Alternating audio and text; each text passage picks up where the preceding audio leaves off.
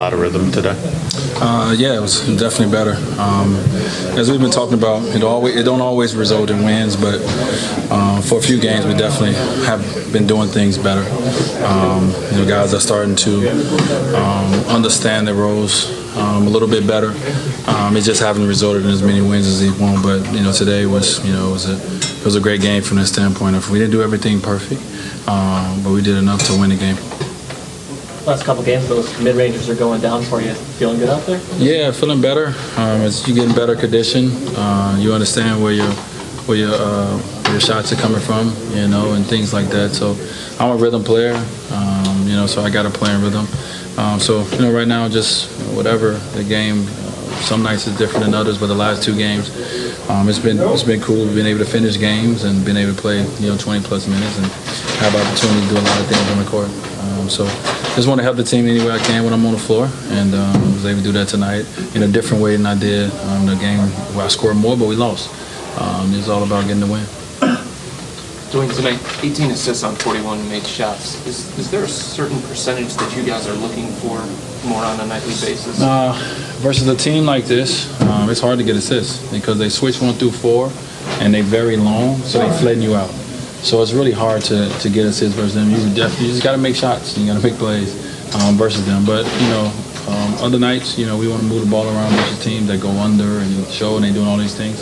But tonight, once you play the Bucks, it's a different kind of game. And you got successful by making shots. And we was able to do that tonight. It was good to see JR get going early and continue that. We need that. And tonight, he shot the ball well. He played with a lot of confidence and. That's going to make our team that much better. At the start of the fourth quarter group, it was a strange one. I don't know how often it's been used. It was you, JR, Amon, Kyle, and Jeff at 5. Yeah. Is that one that you used a lot, number Never. one, behind the scenes? Never. And what was the importance of that group to start that quarter? Yes, to answer your question, like I said, we never used that group. It's early in this season with certain guys being in and out or foul trouble, whatever. We've been having to use groups that we haven't, but at some point we're gonna have to use every group, so there won't be an excuse. But our goal in that group, if they were small and we were small, was just to get stops and get out and go. Sean brought a lot in that group as well, and whenever Kyle's out there, he's dynamic because everyone has to pay attention to him. Then you put JR, another shooter.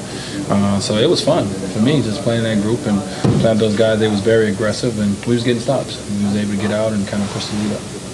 What's it like blocking a 6'11" guy as a 6'4", 6'5" guy? Whenever you do that, you just go up and you hope that you get lucky sometime because it can go the other way. So I definitely was in the right place, and that was behind him. And I swung hard, wrist hurt a little bit from it, and I got lucky. It's one of those ones that if I miss, they go into the monitors and they gonna look at it, But just trying to make a play on the ball, and I got lucky and got me a block. Dwyane, with Giannis, there's a lot of communication with you guys in huddles, specifically to him. What does he require from you guys defensively? Everything. He puts so much pressure on your defense, and he makes you question your defense. He makes you change your defense. So we had to make a lot of adjustments, and for us, it's all about communicating, and from the players, and the coaches. So I thought we did a great job of it today. When we needed to make an adjustment, we shot 16 for 21. So I don't know how many adjustments we made. That was good. But we need to make adjustment. I thought late in the game, we did that when we were switching, and they threw it in the post, and we brought traps right away. I thought it took them out their rhythm some and made the other guys make plays.